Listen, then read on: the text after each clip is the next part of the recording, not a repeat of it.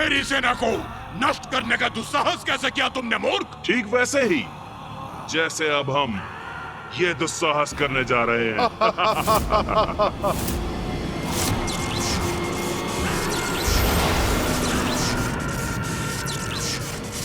क्या? अब क्या करने वाले हैं ये दोनों?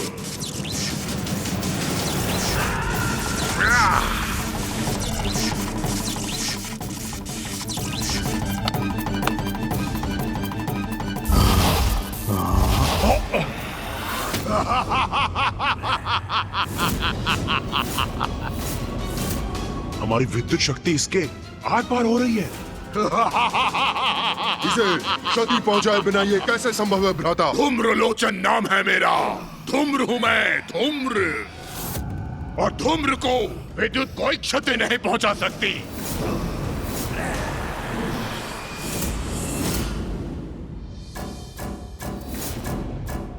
अब अत्यंत शक्तिशाली हैं आप। हाँ, हमसे बहुत बड़ी भूल हो गई जो हम आपको पहचान नहीं पाए। हमें आपकी अधीनता स्वीकार है। आप हमारे सामने आइए स्वामी। हाँ, आइए स्वामी, कहाँ हैं आप? हाँ, आइए ना, प्रकट होइए, समक्ष आइए।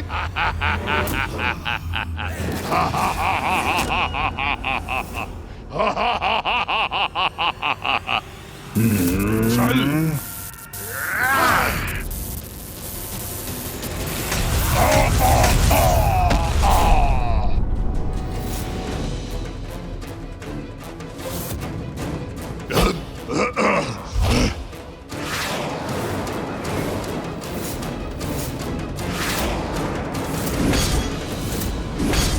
भैया, ये नवीन असुर तो उस धूम्रलोचन असुर से भी कहीं अधिक शक्तिशाली प्रतीत होते हैं।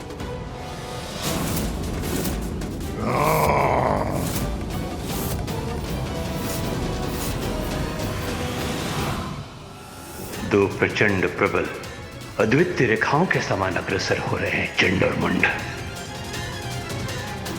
इन भयंकर असुरों की इस स्पर्धा का क्या अंत होगा? क्या ये दोनों ही इसमें विजय होंगे भैया?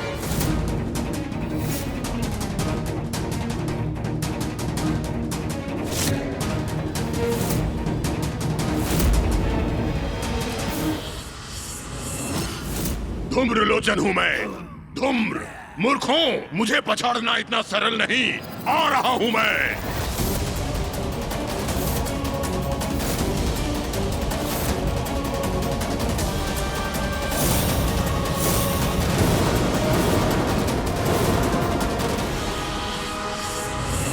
भैया, ये दोनों चंड और मुंड तो विद्युत की गति से आगे बढ़ रहे हैं। और ये धूम्रलोचन धूम्र के वेग से। हाँ भैया।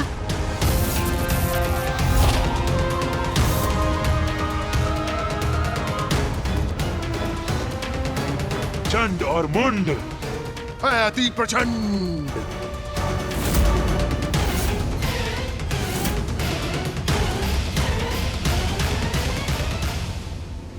विजय इनमें से किसी की भी हो, आज असुरों को समर्थ और कुशल महानायक अवश्य प्राप्त होगा।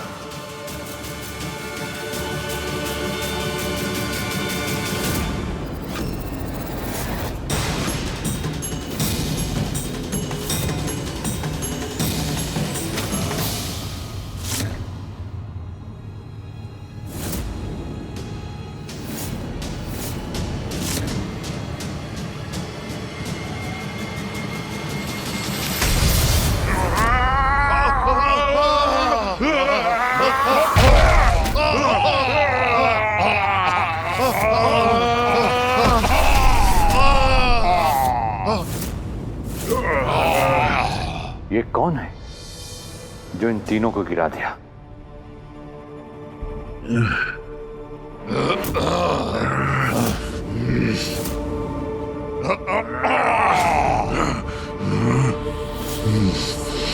किसने किया यह दुस्साहस?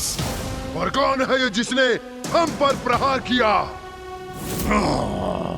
जो भी है, सर्वप्रथम उसका ही वध करूंगा मैं।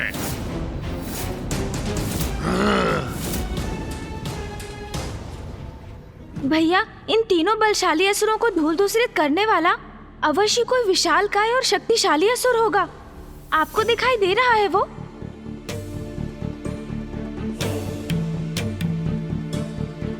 नहीं गणेश, ये चंड मुंड और धूम्रलोचन मेरी दृष्टि बाधित कर रहे हैं। मुझे कुछ भी स्पष्ट दिखाई नहीं दे रहा है।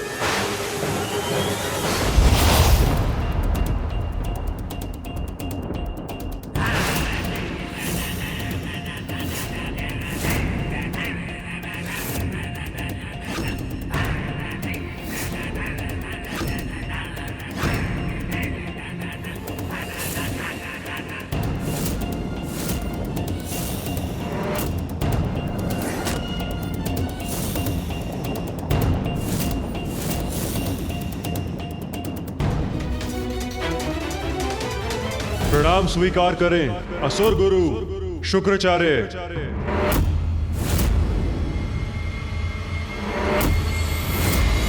भैया, इतने ऊंचे स्वर में बोलेंगे तो पकड़े जाएंगे हम। हमें अपना स्वर मध्यम ही रखना होगा। उचित कहते हो गणेश। ये तुच्छ असुर हमारा सामना नहीं कर सकता।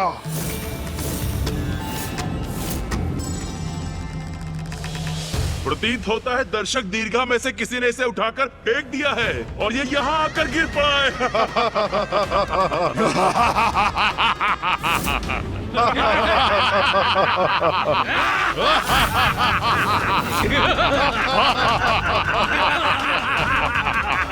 कदाचित यही सत्य है, किसी ने फेंक दिया इसे।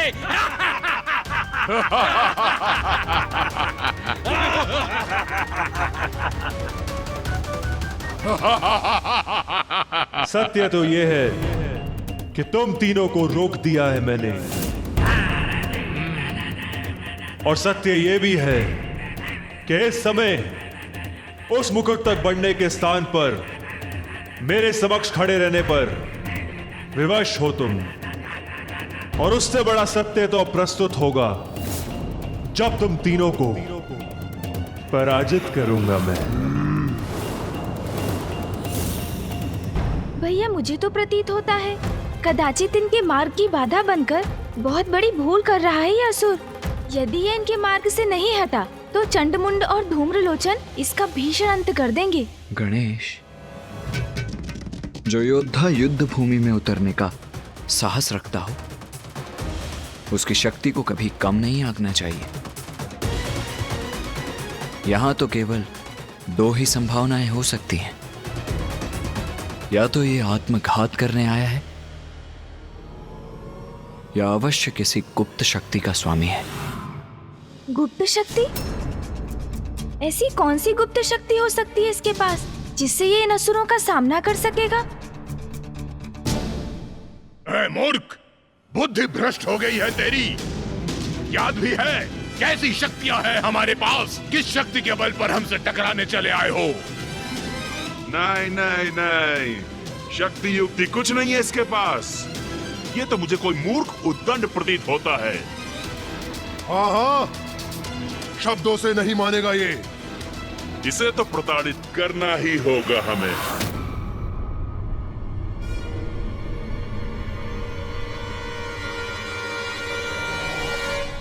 आओ, प्रहार करो मुझ पर। आओ, मुझ पे वार करने के बड़े इच्छुक हो ना तुम तीनों? फिर संकोच किस बात का? आओ।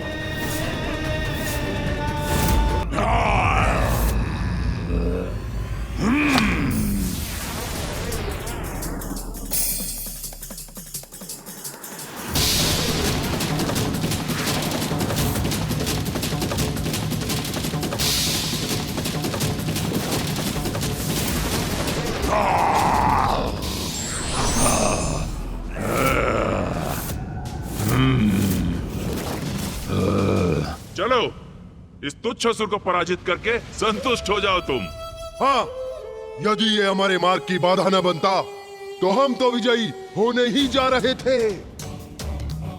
विजय तो तुम प्राप्त नहीं कर सकते। चलो इसका वध करके प्रसन्नता प्राप्त करने का अवसर तुम्हें प्रदान करता हूं। संतुष्ट और प्रसन्न तो मैं तब होऊंगा जब इसका अंत करने के बाद तुम दोनों का भी वध करूंगा। सावधान तुच्छ असुर, तुम्हारा काल धूम्रलोचन बढ़ रहा है तुम्हारी ओर।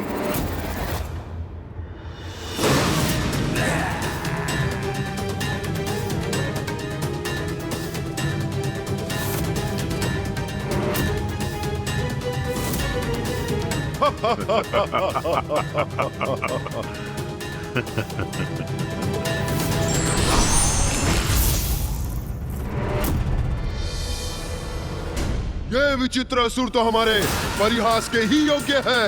हाँ भ्राता मुंड, इससे विशाल तो इसकी ढाल है।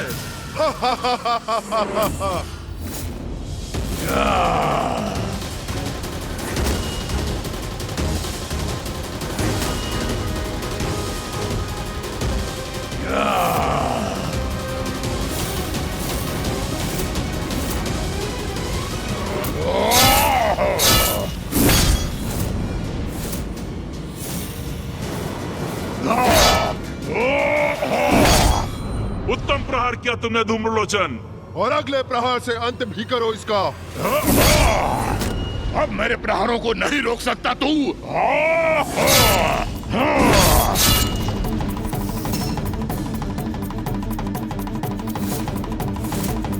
कब तक बचोगे मुझसे तुच्छ असुर? मैं निरंतर वार करता रहूंगा तुम पर।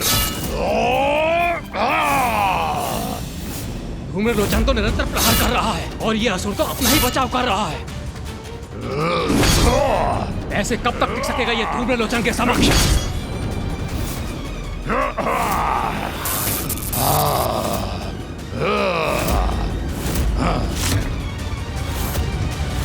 वध करो इसका धूम्रलोचन, वध करो।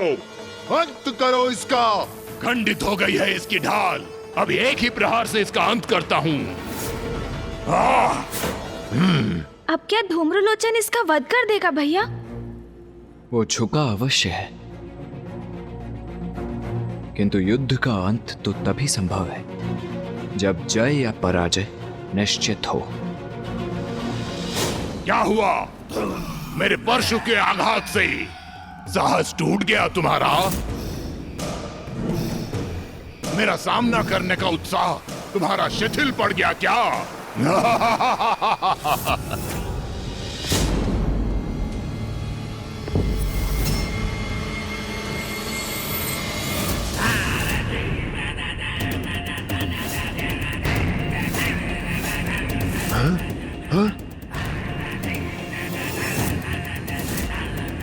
न मेरा अंत होगा, ना ही मेरा साहस चूकेगा, और मेरा उत्साह वो तो अब जागृत होगा मूर्ख।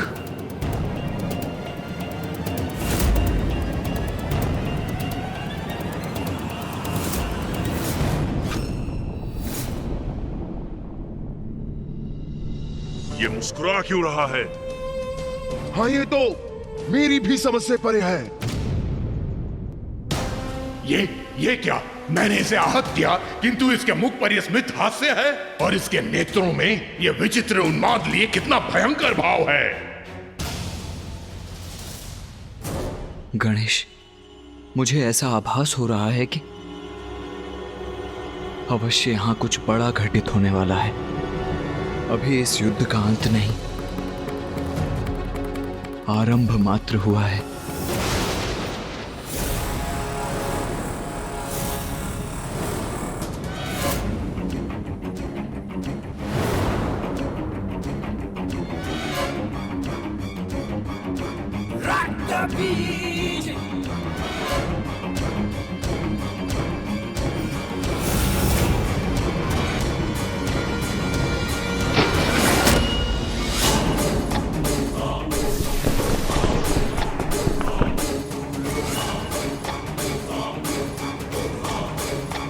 ये क्या भैया?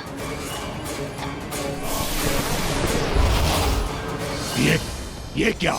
इसके रक्त की बूंद से ये कौन उत्पन्न हो रहा है? कौन है ये असुर? ओह, प्रतीत होता है इसे पराजित करना इतना सरल नहीं।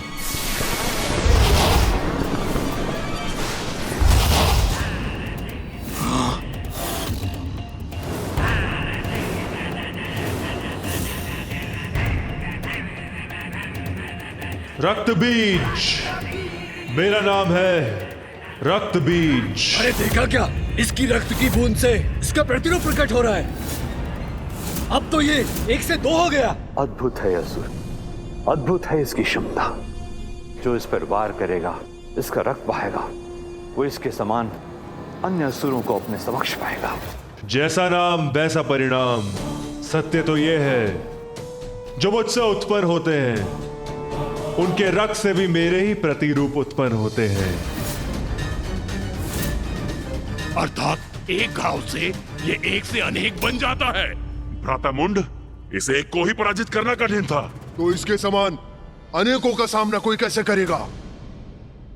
अब कहो, कितने प्रतिरूपों को रोकोगे तुम? जितना रोकोगे उतना ही बढ़ूंगा मैं।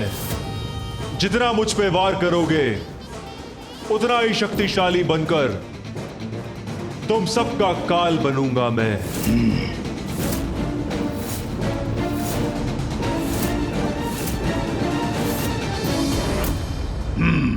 इसका अंत करने का कोई अन्य उपाय सोचना होगा मुझे।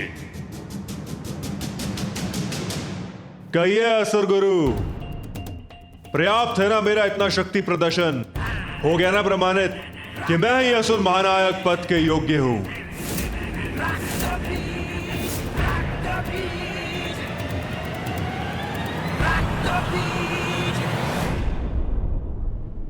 इसका अर्थ तो ये है कि ये युद्ध अभी थमा नहीं है भैया। आपका मौन क्या संकेत कर रहा है? समझ रहा हूं मैं। आप यही चाहते हैं ना कि मैं ऊपर आकर अपने मुकुट को धारण कर अपने सिंहासन पर स्थित हूं। उचित है, आपकी इच्छा का सम्मान अवश्य करूंगा मैं। ऊपर आऊंगा मैं।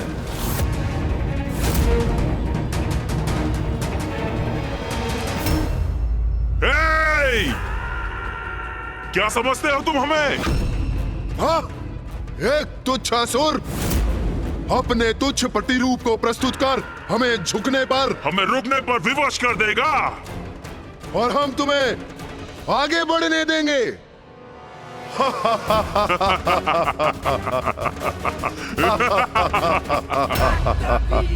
उचित कहा तुमने। तुम सबसे मुझे यही अपेक्षा थी। अपनी भलाई चाहते हो तो शांति पूर्वक मुझे आगे जाने दो।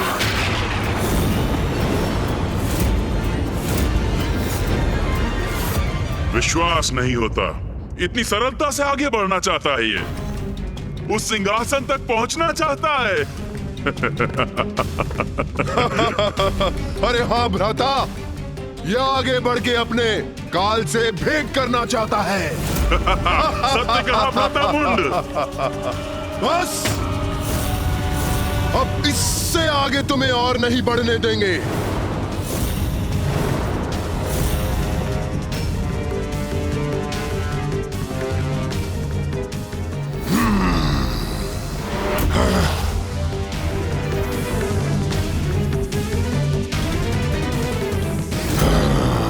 तुम्हारे सभी प्रहारों का उपाय है मेरे पास।